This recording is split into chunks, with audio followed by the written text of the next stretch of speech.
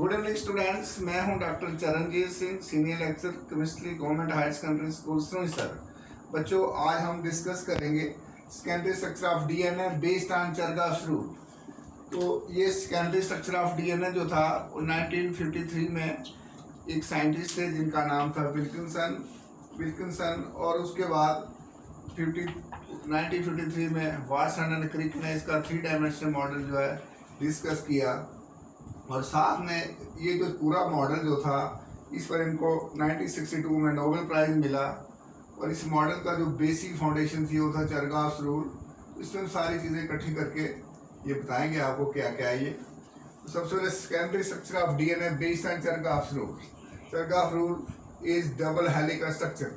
Chargaff rule के मुताबिक DNA double helical structure है। देखिए, एक हेलिक्स ये और एक ये, दो स्ट्रैंड डीएनए के, और इस डबल हेलिकल स्ट्रक्चर ऑफ बीडीएनए। ये जो चरगाफ रूल, ये जो स्ट्रक्चर डिस्कस हुआ वो बी टाइप का डीएनए था, बड़ी किस्म का डीएनए था, लेकिन ये बी टाइप का डीएनए था। और Watson Crick in the year 1953 उन्होंने ये डिस्कवर किया। इनके double helix structure Watson Crick ने दिया 1953 में। और किस फाउंडेशन था इसका? पहले इस पर काम किया था विल्किंसन ने। उन्होंने क्या किया था? विल्किंसन ने इसका एक्सरे लिया था, और वाटसन क्रिक ने 3 डायमेंशनल मॉडल इसका दिया, और नोबेल प्राइज तीनों ने 1962 में शेयर किया डीएनए के डबल हेलिकल स्ट्रक्चर पर। बोथ, और इस स्ट्रक्चर की खास बात क्या? Both strands are anti parallel. अगर ये स्ट्रैंड 5 प्राइम से शुरू होता 3 प्राइम पर टर्मिनेट हो रहा है, और दूसरा स्ट्रैंड 3 प्राइम से शुरू होता है और 5 प्राइम पर ख़त्म हो रहा है। और हेलिकल का मतलब ये पूरी टर्न ऐसे यहाँ तक ऐसे घूम के यहाँ तक, दूसरा ये। तो एक फॉस्फेट से शुरू होता है, हाइड्रोक्स OH पर ख़त्म हो रहा है, और एक OH से शुरू होता है और फॉस्फेट पर ख़त्म हो रहा है। ये एंटी पैरेलल स्ट्रैंड है ये। तो 5 एंड जो है फॉस्फेट से शुरू हो रहा है, P मैंने फॉस्फेट, और 3 प्राइम जो है एंड कर रहा है OH से। यहाँ देखिए 3 प्राइम OH पर आ रही है, और 5 प्राइम जो है फॉस्फेट पर आ रही है, P मैंने फॉस्फेट। अब बच्चों, पूरा ये जैसे डीएनए है, ये यहाँ से अगर ये चले तो यहाँ तक, इसको एक टर्न बोलते हैं। फिर ऐसे ये एक स्ट्रैंड का अगर दूसरा चलेगा वो भी यहाँ से शुरू होगा, और यहाँ ये पूरा एक टर्न हुआ। ये यहाँ से यहाँ तक बच्चों ये पिच बनी, pitch of DNA, pitch of DNA. तो ये मैंने यहाँ पहले ही बना लिया, पिच ऑफ डीएनए। यहाँ शुरू हो रहा है ये, और यहाँ ख़त्म हो रहा है, और दूसरा यहाँ से यहाँ ख़त्म हो रहा है। तो एक पिच ऑफ डीएनए जो है, तो इसको हम पिच ऑफ दी हेलिक्स भी बोल सकते हैं, equal to length of 1 complete turn. Pitch का मतलब लेंथ ऑफ 1 कंप्लीट टर्न। पूरी टर्न की लेंथ यहाँ से लेकर, यानी यहाँ से लेकर यहाँ तक, इसकी लेंथ कितनी है? 34 एंगस्ट्रॉम। तो देखिए, यहाँ से लेकर यहाँ तक इस टर्न की लेंथ जो है वो है 34 एंगस्ट्रॉम। मोस्ट इंपॉर्टेंट पॉइंट याद रखने वाला। तो इसमें total number of nitrogen base pairs in 1 turn of beta DNA equal to 10 nitrogen base pairs. तो बच्चों, एक टर्न में अगर इसमें 5 हैं तो इसमें 5 पेयर्स, तो 5 तो 10 पेयर्स। तो टोटल NBP का मतलब नाइट्रोजन बेस पेयर्स कितने हैं? 10। किसमें? बी डीएनए में। और जो नोबेल प्राइज मिला था वो बी डीएनए को मिला था। बड़े टाइप के डीएनए होते हैं, लेकिन बी डीएनए ही जो है स्टेबल होता है। और अगर इसमें 10 पेयर्स है तो 10 की सिंगल कितनी हो जाए? 20। 10 पेयर्स के तो 20 बेसिस होती हैं इसमें। अगर आपको कोई पूछे कि डीएनए की एक पिच में कितनी बेसिस होती है, आपने बोला 20। डीएनए की एक पिच में कितने पेयर्स होते हैं? तो 10, तो टोटल बेसिकली 20। फिर आता है denaturation of DNA.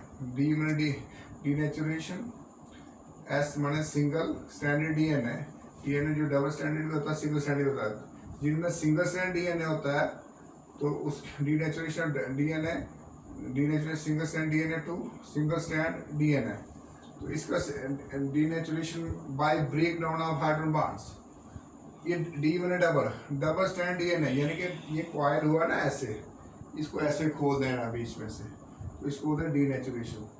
Double standard DNA को सिंगल स्टैंड में करना। जैसे मान लीजिए मैंने कहा कि एक कॉइल ऐसे है, एक ऐसे बीच में बेस है, तो अब इनको यहाँ से हटाइए और ये खुल जाए, सिंगल बन जाए, तो उसको क्या करना होगा, डीएनए कौन सा, double standard DNA to single stands में single standard DNA by break down of hydrogen bond. देखिए बीच में जी के साथ 3 हाइड्रोजन बॉन्ड है, ए के साथ 2 हाइड्रोजन बॉन्ड है, टी के साथ 2 हाइड्रोजन बॉन्ड है, डॉटेड लाइन से लिख रहा हूँ मैं, ए के साथ ए के साथ टी 2 हाइड्रोजन बॉन्ड, सी के साथ G triple bond, triple hydrogen bond, C के साथ जी 3 हाइड्रोजन बॉन्ड, ए के साथ टी मैंने 2 हाइड्रोजन बॉन्ड, और सी तीसरा नंबर होता है, ए बी सी अल्फाबेट्स में सी के साथ 3 बॉन्डें होती हैं, हमेशा याद रखना, सी के साथ जी होता है, ए के साथ टी होता है, और ये हाइड्रोजन बॉन्ड्स के साथ आपस में जुड़े होते हैं। अगर ये हाइड्रोजन बॉन्ड जब तोड़ोगे तभी तो सिंगल होगा ना, वरना तो ऐसे कॉइलिंग रहेगी।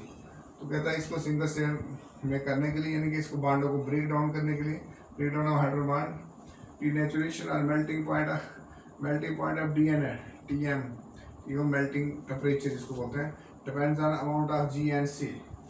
जितना जी और सी ज़्यादा होगा, ग्वानिन और साइटोसिन जितना ज़्यादा होगा, मेल्टिंग पॉइंट उतना ज़्यादा होगा, उस पर डिपेंड करता है। More the G and C more is melting point और मोर रेजिस्टेंस टू डीनेचुरेशन। तो डीएनए का स्टैंड खुलेगा नहीं जब तक इसमें ये सी और जी की मात्रा ज़्यादा होगी, तो ये खुलेगा नहीं, ये ऐसे रहेगा, लॉक ही रहेगा ये। चल अब ये था मोटी मोटी बातें डीएनए के डबल स्टैंड के बारे में। मैंने पहले लेक्चर में भी आपको बता दिया है कि न्यूक्लियोटाइड कैसे जॉइन करते हैं, 5-3-3 5 से, और बेस कैसी होती है, बैकबोन ऑफ डीएनए क्या होती है, मैंने सब कुछ बता दिया। मैंने पहले उसमें बताया, मैंने फास्फोरस सल्फर ये बैकबोन है, और फिर बोला फास्फोरस शुगर सल्फर नहीं, फास्फोरस शुगर ये बैकबोन है डीएनए की। इधर फास्फोरस शुगर बैकबोन है, फास्फोरस शुगर बैकबोन है, ये 2 स्टैंड फिर ऐसे कॉइल कर जाते हैं, और बीच में जैसे हर शुगर के साथ में ये नाइट्रोजन बेस से जुड़ी हुई है। और अगर यहाँ ए होगा, यहाँ टी है, यहाँ सी होगा, वहाँ जी है, इस तरह से ये बेस से जुड़ी है, और ये लैडर टाइप स्ट्रक्चर बनती है, इसको कॉइलिंग में ये। और अगर इनको सिंगल करना हो तो इसको हमें हीट कर मेल्टिंग पॉइंट से मेल्ट करना पड़ेगा, और जितने सी जी ज़्यादा होंगे, सी और जी ज़्यादा होंगे, उतना मेल्ट होने के लिए ज़्यादा टाइम लेगा ये। More resistance to denaturation. Chargaff rule is valid only for double standard DNA. ये डबल स्टैंडर्ड डीएनए के लिए चरगाव रूल चलता है कि जितने ए और टी होंगे उतने जी और सी होंगे, सिंगल स्टैंड के लिए नहीं चलता है ये। It is not valid for RNA and single stand DNA. ये चरगाव रूल जो है ये ना ही आरएनए पर वैलिड है और ना ही सिंगल स्टैंडर्ड डीएनए पर। और जो इसमें नोबेल प्राइज मिला था 1962 में वाटसन क्रिक और विल्किंसन को, ये मिला डबल स्टैंडर्ड डीएनए का सक्सेस स्टडी के लिए। It is valid for double standard DNA only. और कौन सा डीएनए था, बी डीएनए था ये। Total amount of DNA AMOUNT amount of purine equal to pyrimidine. जितना प्यूरिन होगा उतना पिरिमिडीन होगा इसमें डीएनए में। यानी प्यूरिन क्या होता है, एडेनिन और गायनिन, और पिरिमिडीन होता है साइटोसिन, और AG हो गया एडेनिन गायनिन हो गया प्यूरिन में, और कट आ गया ना साइटोसिन और थायमिन हो गया पिरिमिडीन में। तो जितनी पिरिमिडीन होगी, जिन्हें सी जितना होगा, सी और टी जितना होगा उतना ही ए और जी होगा, इक्वल नंबर होगा। तो यहाँ लिखा A + G = C + T। Adenine plus guanine की जितनी बेसें होंगी उतनी साइटोसिन और थायमिन की होगी। ये मोस्ट इंपॉर्टेंट पॉइंट याद रखना है, चरगाव रूल की खास बात है। इसका मतलब A = T, G = C। यहाँ A + G और T + C, यानी प्यूरिन बाई पिरिमिडीन की रेशियो 1 होनी चाहिए। अगर ऐसा होता है तो फिर डीएनए के स्ट्रक्चर में बिल्कुल परफेक्ट स्ट्रक्चर है। तो बेस की रेशियो क्या है, A + T और G + C = कांस्टेंट K।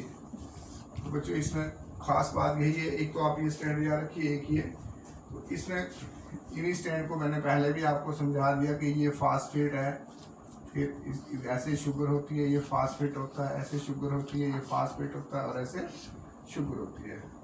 वहाँ से भी क्या करते हैं, और अगर ये शुगर है, हर शुगर के ऊपर अगर यहाँ एडेनिन है, यहाँ इसको थायमिन लिखता हूँ, ए के साथ टी होता है इधर सामने इसके डबल बॉन्ड के साथ ऐसे टी, और अगर यहाँ मैंने पहले टी लिखा था इसके सामने, ये होगा इस तरह से ये चलता है। और सपोज अगर मान लीजिए आप बोलते नहीं सर यहाँ सी है, और फिर आगे क्या होगा, तो आगे जी होगा, फिर ये ऐसे ये शुगर है, ये शुगर है, और फिर इसको कैसे करना, ये फास्फेट ये शुगर, ये फास्फेट, ये शुगर, ये फास्फेट और ये शुगर। इस तरह से डीएनए का ये डबल हेलिकल स्ट्रक्चर बनता है। ये बीच में इसकी बीच में जो नाइट्रोजन बेसिस का ये लैडर टाइप बनी हुई है और इसी की कॉइलिंग हुई होती है। तो इसलिए बच्चों आपने एक चीज़ याद रखनी है कि इसमें जो ये स्ट्रैंड जो होता है ये 5 प्राइम से लेकर 3 प्राइम पर चलता है और ये इसका उल्ट चलता है। 3 प्राइम से शुरू होता है, 5 प्राइम पे ख़त्म होता है। और इसमें सिर्फ और कुछ नहीं है, जो डीऑक्सीराइबोस जो शुगर है वो उल्टी होती है। उसमें जो फ्यूरानोस रिंग जो है हमारी इसकी डीऑक्सीराइबोस की उल्टी है और इसमें सीधी होती है। इस तरह से ये सारे स्ट्रक्चर चलते हैं। इस तरह से हमारा टॉपिक खत्म होता है। थैंक यू वेरी मच बच्चों, इसे पढ़िए और साथ में लिखिए भी, कैरी करिए। Okay bye.